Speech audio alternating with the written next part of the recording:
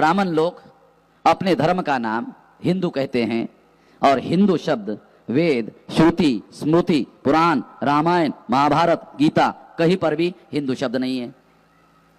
हिंदू संस्कृत भाषा का शब्द नहीं है। मैं ब्राह्मणों को चुनौती देता हूं कि वो हिंदू शब्द संस्कृत भाषा का शब्द है सिद्ध करे। हिंदू हिंदी भाषा का भी शब्द नहीं है, वो सिद्ध करे। संस्कृत भाषा का भी नहीं है, हिंदी भाषा का भी नहीं है और भारतीय भाषा का नहीं है। आखिरी कील मार देता हूं, भारतीय भाषा का नहीं है, ये अभारतीय भाषा है। पर्शियन भारतीय भाषा नहीं है।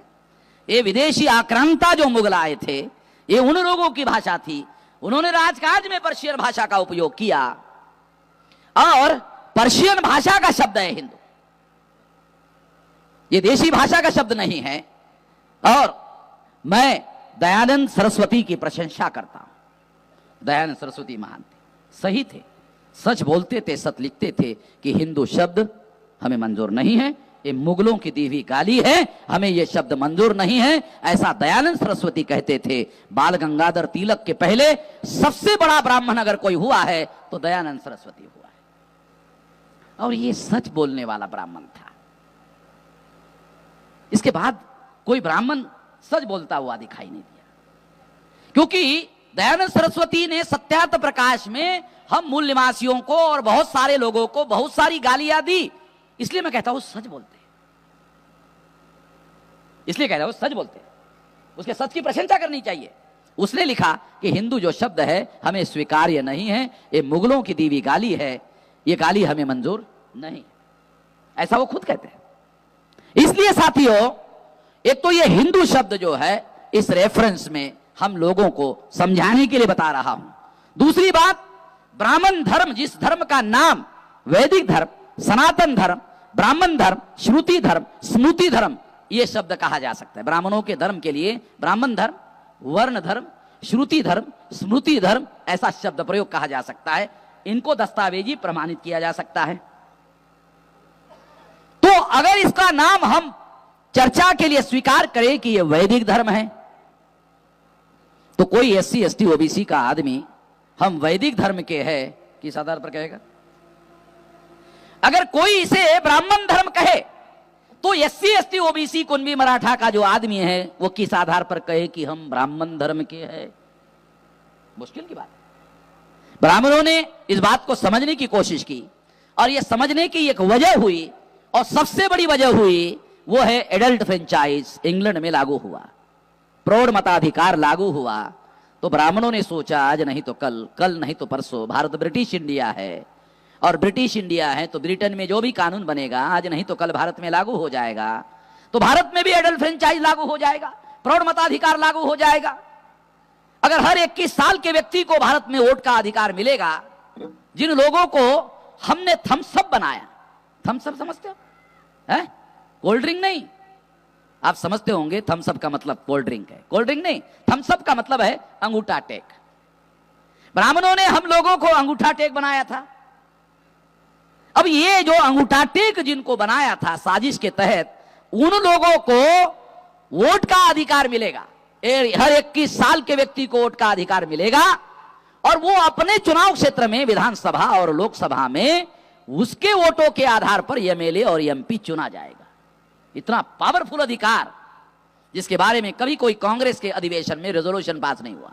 गांधी जी ने बहुत सारे सत्याग्रह किए मगर एडल्ट फ्रेंचाइज लागू होना चाहिए, इसके लिए गांधी ने अपने जीवन में कभी कोई सत्याग्रह नहीं किया, कभी कोई आंदोलन नहीं किया, कभी कोई जेल भरो आंदोलन नहीं किया, कभी कोई गांधी ने उपवास नहीं किया अंग्रेजों के विरोध में कि भारत में प्रौढ़ मताधिकार लागू किया जाए, बल्कि गांधी ने राउंड टेबल कॉन्फ्रेंस में जो भाषण दिया, मेरे पास रिकॉर्ड है, उसमें उन्होंने कहा संस्थानिक प्रजा को, 650 संस्थानिक थे, संस्थानिक राजा थे, उनके बारे में गांधी ने भाषण में कहा कि संस्थान में रहने वाली प्रजा को वोट का अधिकार दिया जाना चाहिए या नहीं दिया जाना चाहिए, ये निर्णय करने का अधिकार संस्थानिक राजाओं को दिया जाना चाहिए। बाबा साहब आंबेडकर खड़े हो गए और कहा संस्थानिक राजा प्रजा के मालिक नहीं है और संस्थानिक प्रजा को भी वोट का अधिकार प्रौढ़ मताधिकार के आधार पर मिलना चाहिए। गांधी का प्रतिवाद राउंड टेबल कॉन्फ्रेंस में ऑन रिकॉर्ड, सारी चीजें हैं, सारी चीजें रिकॉर्ड में। अंग्रेजों ने वो दस्तावेज वहां सुरक्षित रखा हुआ है, क्योंकि ब्राह्मणों की एक आदत है, जो दस्तावेज उनके विरोध में होता है वो दस्तावेज वो गायब करते हैं।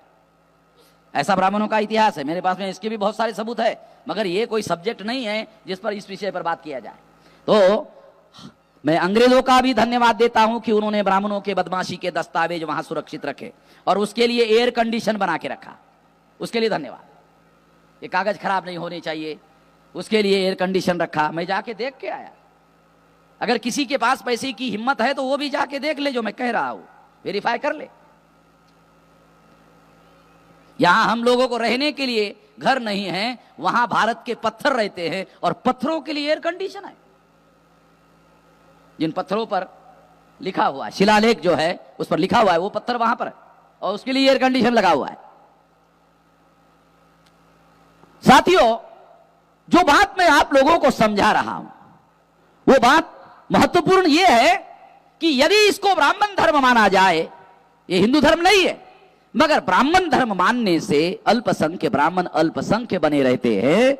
इसलिए ब्राह्मणों ने सोचा कि ब्राह्मण धर्म का नाम ब्राह्मण धर्म रखने से हम लोग खुल्लम खुल्ला नंगा हो जाएंगे और बहुसंख्य जो प्रजा SC ST OBC है इनकी संख्या 74.5% है, और अगर इनकी संख्या 74.5% है तो इनके वोट जिनको पड़ेंगे वही MLA बनेगा, वही MP बनेगा, और MPओ का बहुमत जिसको होगा वही PM बनेगा।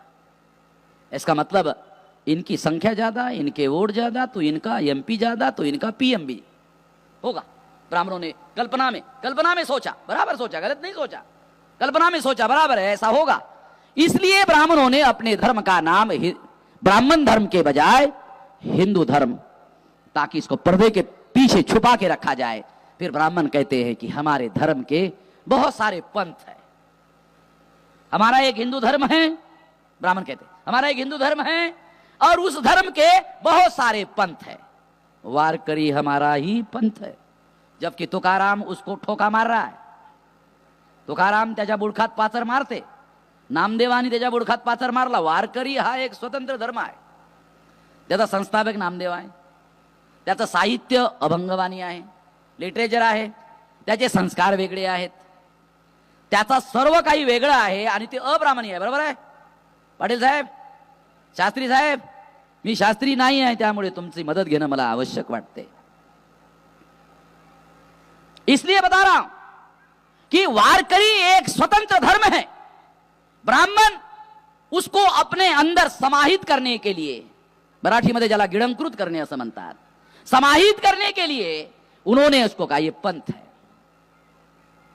लिंगायत नहीं, ये भी पंथ है।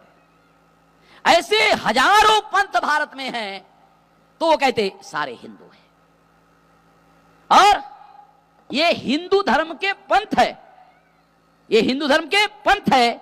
इसका मतलब है ये हिंदू धर्म के ही पंथ है तो सभी हिंदू है। जो वर्ण व्यवस्था को मानते हैं वो भी हिंदू है, जो वर्ण व्यवस्था को नहीं मानते हैं वो भी हिंदू है, जो जाति व्यवस्था को मानते हैं वो भी हिंदू है, जो जाति व्यवस्था को मानते नहीं है वो भी हिंदू है, जो अस्पृश्यता को मानते हैं वो भी हिंदू है, जो अस्पृश्यता नहीं मानते वो भी हिंदू है। अरे बड़ी अजीब किस्म की बात। ये होने वाला नहीं था एडल्ट फ्रेंचाइज की वजह से। वो प्रौढ़ मताधिकार, आप लोगों की संख्या ज्यादा, आप लोगों के वोट ज्यादा, और ब्राह्मण धर्म के नाम पर ब्राह्मण अगर आपके पास वोट मांगने के लिए आएगा तो वो क्या कहेगा की आम्ही ब्राह्मण श्रेष्ठ लोक आहोत, जन्मानं श्रेष्ठ आहोत, तुम्ही आम्हाला मतदान करा, असं जर ते प्रचार करतील तर तुम्ही त्यांच्या ढुंगणात लाथा नाही मारणार? चायला तुम्ही श्रेष्ठ आहात तर तुमच्या घरी जा, तुम्हाला आम्ही मतदान करणार नाही। कालपर्यंत तुम्ही स्वतः सेल्फ डिक्लेअर्ड उच्चवर्णीय होता, आता आमचं मतदान तुम्हाला मिळेल तर उच्चवर्णीय राहाल ना तुम्ही, आणि आमचं मतदान जर तुमच्या ढुंगणात पडलं तर तुम्ही कसे काय उच्च राहणार? लोकांना ही गोष्ट, लोगों को ये बात समझ में आएगी। बाबा साहब आम्बेडकर को अंग्रेजों ने पूछा तुम्हारे लोग पढ़े लिखे नहीं है, अनपढ़ है, तो इन लोगों को प्रौढ़ मताधिकार की मांग क्यों कर रहे हैं? तो बाबा साहब आम्बेडकर ने अंग्रेजों को जवाब दिया ये बात सही है, पढ़े लिखे नहीं है, अनपढ़ है, मगर exercising of vote bar bar vote देने से उनकी दिमाग घिस जाएगा, उनको भी अकल आएगी किसको वोट देना चाहिए, किसको नहीं देना चाहिए। Exercising of vote, on record बातें बता रहा हूं।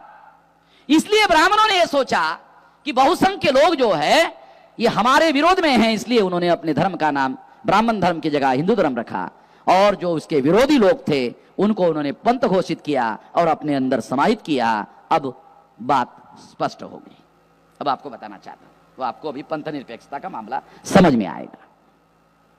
इसका मतलब यह है कि हिंदू धर्म वास्तव में ब्राह्मण धर्म है। इसने चोला बदला वोट लेने के लिए, और सारे पंथ जो इनके विरोध में विद्रोही आंदोलन थे, इसके विरोधी थे, उसको उन्होंने पंथ घोषित किया, और पंथ जो है हिंदू धर्म के घोषित कर दिया और अपने अंदर समाहित कर लिया। ये भी हिंदू है, ब्राह्मण भी हिंदू, इसके विरोध करने वाले भी हिंदू, सारे के सारे हिंदू है, और इस तरह से हिंदू बहुसंख्य है। हो गया, हिंदू बहुसंख्य है। अभी आरएसएस के लोग यही कहते, विश्व हिंदू परिषद के लोग यही कहते कि हिंदू बहुसंख्य है।